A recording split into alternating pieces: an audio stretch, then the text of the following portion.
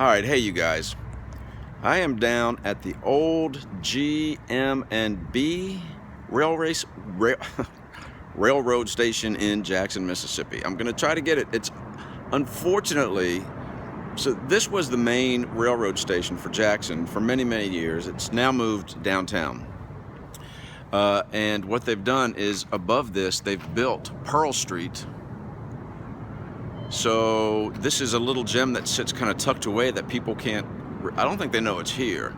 It's across the street from Hal & Mal's, which is that building right there. And Hal & Mal's is another one I'll do. It's an institution here in Jackson, Mississippi. And actually, if we look this way, we can see right above my thumb is the old Greyhound station, no, the old Naval Recruitment Station, which looks like the front of a ship. So that's pretty cool.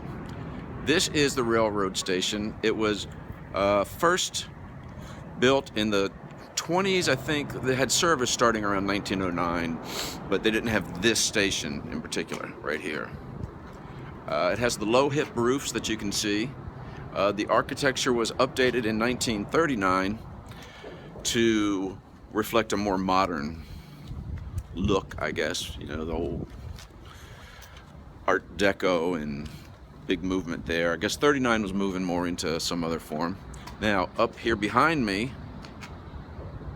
if you can see it right there, is the dome of the old Capitol.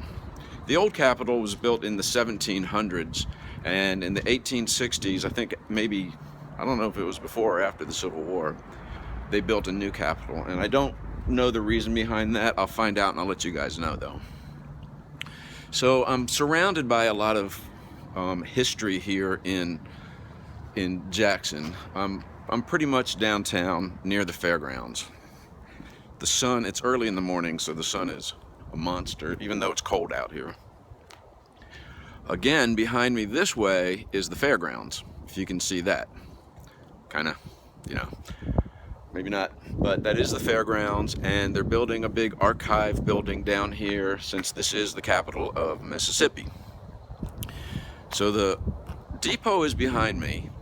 In the 30s, they started the first high-speed rail system in the South and the second one in the United States that went from New Orleans to Jackson and then later to St. Louis. So it was a big connector from the port of New Orleans to Missouri, where you could get further upriver with trains and boats, and I mean with boats.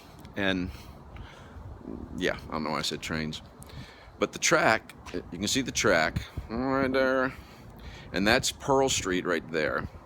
And they had to build it over all these roads, I guess years ago, so that we could get around in here. But what's really interesting about this depot, which you see behind me in Pearl Street, is that of course, during World War II, the United States helped liberate France. And they were forever grateful until, I guess recently, I don't know.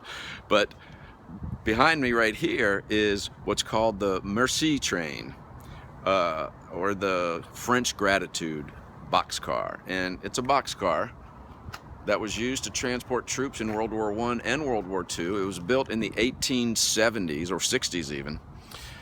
And what they did was, after World War II, they took 49 of these boxcars and sent them around France, where the people who were grateful to be liberated from the Germans filled them with all kinds of dolls and artifacts and just things, you know.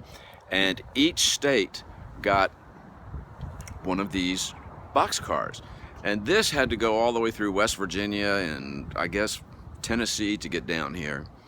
But it's pretty cool. It's called a 40 or 8 box because it could hold 40 men or 8 horses. And so I don't know if anything is in here though. I don't know if it's in the museum, because this is now a museum, the train station here, which you can see now. But it's part of the French Gratitude. I don't know if I can get a much better look at it for you. How's that? Get my mug out of the shot. There it is. and the wheels are too narrow, the axles are too narrow, so it had to just be transported in here.